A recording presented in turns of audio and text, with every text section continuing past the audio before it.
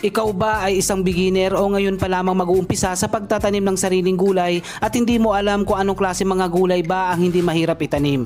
Narito ang 10 mga gulay na sinisigurado ko sa iyo na hindi ka mahihirapan. Ang mga ito ay maaari mo nang maani sa loob lamang ng hindi lalagpas sa 1 buwan. Ito ay para makapagbigay sa iyo ng ideya at baka sakali ay makatulong ang videong ito para sa pagsisimula ng iyong home gardening.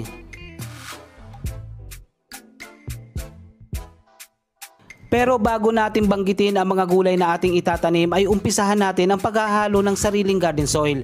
Nire-recommenda ko na tayo mismo ang gumawa ng sariling lupang pagtataniman dahil mas nakakasigurado ka sa kalidad, sa kalinisan at syempre mas nakakasigurado tayo na mataba ang ating lupang gagamitin.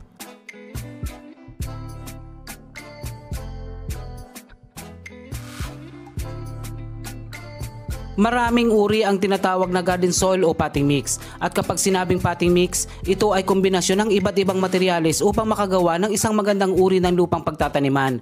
Ang dalawang mahalagang katangian ng isang potting mix ay dapat ito ay buhaghag at mataba. Ginagawa nating buhaghag ang lupa upang hindi ito tumigas kapag natutuyo. Kapag matigas ang lupa, nahihirapang makagalaw ang mga ugat at kapag nasasakal ang mga ugat, ito ay magriresulta sa pagkabansot ng halaman o mabagal na paglaki. Ang mga materyales sa paggawa ng magandang uri ng potting mix ay una syempre lupa, carbonized rice hull o sunog na ipa ng palay, rice hull o ipa ng palay o kung wala nito ay pwedeng gumamit ng coco peat. At ang ating pataba, vermicast o dumi ng bulate. Maaari ding gamitin ang mga dumi ng hayop na kumakain ng dahon o damo dahil ang kanilang dumi ay mayaman sa nitrohina. Siguraduhin lamang na ito ay patuyuin muna ng maigi bago gamitin. Mainam din na pataba ang dumi ng manok kung ito ay organic.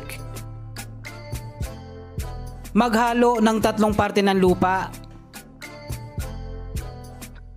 1 parte ng carbonized rice hull, 1 parte ng rice hull o coco peat, at 1 parte ng vermicast. Haluing mabuti at ito ay maaari nating magamit sa pagpupula ng buto at maging sa paglilipat tanim. Sa pagpupunla ng mga buto, siguraduhin na ito ay nasa lugar na may sapat na liwanag mula sa araw. Kapag nagkukulang sa sikat ng araw, ito ay magreresulta sa pagiging leggy o abnormal na haba ng mga katawan. Kapag nangyari ito, mas mahirap ang paglilipat tanim at kailangan na mas malalim na pagbaon sa lupa. At kagaya ng nabanggit natin kanina, kung ikaw ay beginner pa lamang sa pagtatanim, narito ang 10 gulay na madaling alagaan at ang mga ito ay maaari mo nang maani sa loob lamang ng 1 buwan. Uunahin ko nang banggitin ang pechay dahil ang pechay ay isa sa pinaka-popular na gulay na madalas na itinatanim sa mga bansa sa Asia at lalo na dito sa Pilipinas. Halos lahat tayo ay kilala ito at kinakain. Isa rin ito sa itinuturing na fast-growing vegetable dahil sa loob lamang ng 1 buwan, maaari mo nang maani at mapakinabangan. Ang pechay ay nangangailangan ng 6 hanggang 8 oras na direktang sikat ng araw. Kaya kung sakaling kayo ay magtatanim nito, siguraduhin na ito ay makakakuha ng sapat na liwanag.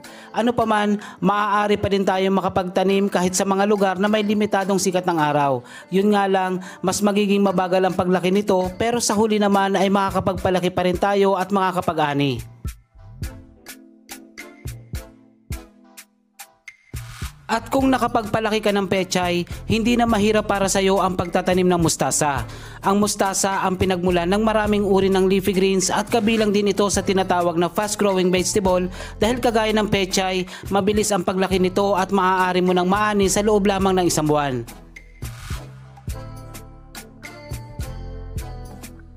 Nangangailangan din ito ng 6 hanggang 8 oras na direktang sikat ng araw. Bagamat ang mustasa ay maaari nating itanim sa lahat ng uri ng panahon, sa aking obserbasyon ay mas sumasarap ang mga dahon nito kapag itinataon ang pagtatanim sa mga buwan na mas malamig ang klima. Madalas ganitong uri ng mustasa ang nakikita natin sa palengke na berde ang mga dahon. Pero may isa pang uri ng mustasa ang hindi gaanong kilala ng karamihan. Ito ang pulang mustasa. Ang pulang mustasa ay hindi naman talaga pula ang mga dahon. Magkahalong kulay tsokolate at berde ang mga dahon nito. Ano pa man, mas masarap ang lasa nito dahil ito ay maaaring gawing salad.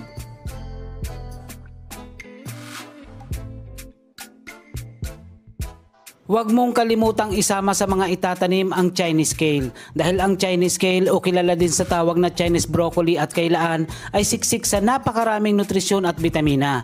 Itinuturing itong isa sa pinakamasustansyang gulay sa buong mundo. Ang Chinese kale, bagamat hindi ito gaanong kilala ng karamihan, isa ito sa pangunahing gulay na kinukonsumo sa China, Japan at iba pang bansa sa Asia.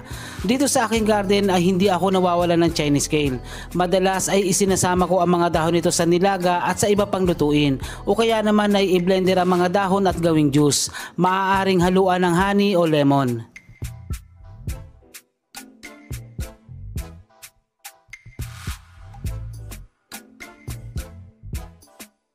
Ito ang green amaranth, isa sa mga uri ng spinach at mas kilala natin ito bilang kulitis. Ang green amaranth ay maaaring itanim sa lahat ng uri ng panahon, ngunit mas akma ito sa mga buwan ng tag-init. Ang mga dahon nito ay maaaring lumapad ng gusto kung maibibigay natin ang mga nutrisyon na kailangan niya.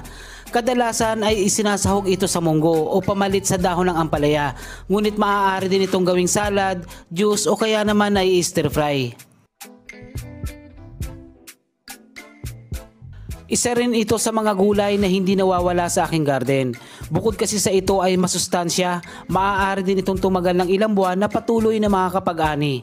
At kung ito ay kulay berde, may red amaranth din na maaari nating itanim sa garden. Sinasabi na mas masustansya ito at mas mataas ang antioxidant properties kumpara sa kulay berde. Sa loob lamang ng isang buwan ay maaari ka nang makapag-ani ng mga dahon nito. Piliin lamang ang mga malalapad na dahon.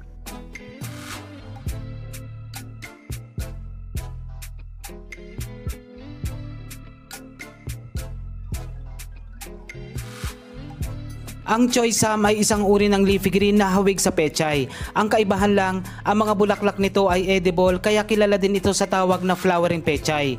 Isa ito sa mga popular na gulay sa China, Myanmar, Singapore, Japan at sa mga karatig na bansa. Dito sa Pilipinas, hindi ito gaanong kilala ng karamihan. Palibhasa, bihira itong makita sa mga pamilihan. Pero alam nyo ba na isa ito sa mga masustansyang gulay at mataas ang taglay nitong fiber? Ang choy sam ay karaniwang binabandian lang na mainit na tubig at pagkatapos ay maaari ng isawsaw sa oyster sauce o iba pang pampalasa. Ang mga dahon nito ay mas malambot at mas makinis kumpara sa pechay kaya madali itong matunaw kung ihahalo sa nilaga o iba pang lutuin. Ang mga murang dahon nito at mga bulaklak ay maaaring gawing salad o isama sa inyong salad recipes. Ito ay nangangailangan ng 4 hanggang 6 na oras na direktang sikat ng araw. Kung magtatanim kayo nito, panatilihin ang regular na pagdidilig o wag ang sobrang matuyo ang lupa dahil ang mga tangkay nito ay malambot at madaling manghina kapag may pagkukulang sa tubig.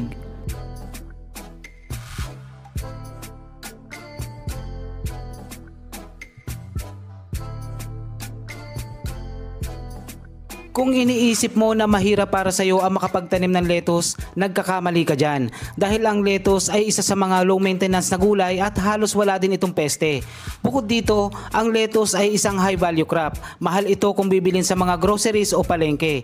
Isa ito sa mga hindi nawawala sa garden ng mga hardinero sa buong mundo dahil bukod kasi sa madali itong itanim, karaniwan din itong ginagawang salad at sino ba naman ang ayaw sa salad?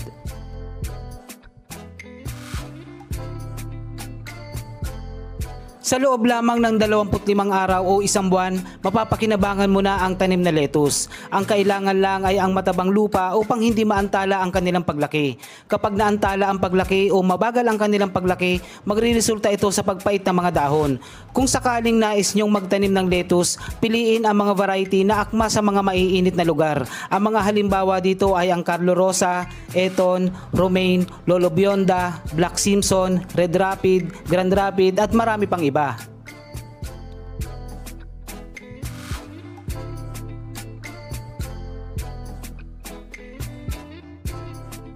Ang upland kangkong ay iba sa ordinaryong kangkong na nabibili natin sa palengke o yung nakikita natin sa tubigan.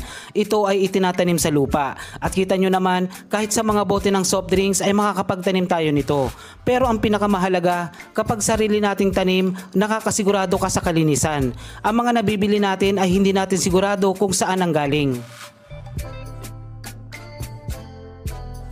Hindi mahirap alagaan ang kangkong. Kumpara sa ibang gulay, mas nangangailangan lang ito ng maraming tubig. Ibig sabihin, mas kailangan ang madalas na pagdidilig. Ito ay nangangailangan ng 8 o higit pang oras ng sikat ng araw at sa loob lamang ng 1 buwan ay makakapag-ani ka na.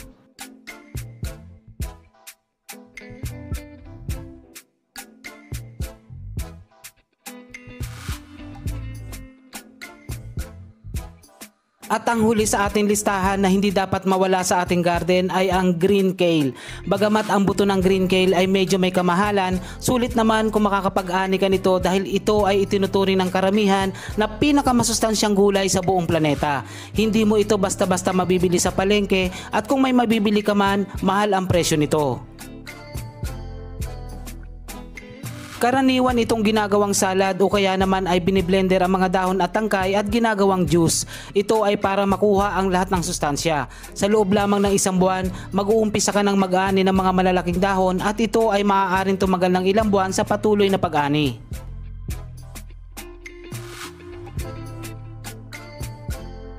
Ang lahat ng mga gulay na ating nabanggit ay mga fast-growing vegetable at kung beginner ka, hindi ka mahihirapang itanim ang mga ito dahil ang mga ito naman ay hindi maselan. Umpisahan mo nang magtanim ngayon dahil hindi ka matututo kung hindi mo susubukan. Magtanim ng gulay sa bahay dahil walang pinakamasarap, pinakasariwa, pinakaligtas at pinakamasustansyang gulay kundi ang ating sariling tanim. Ito po si Kuya Don at maraming salamat sa inyong panonood.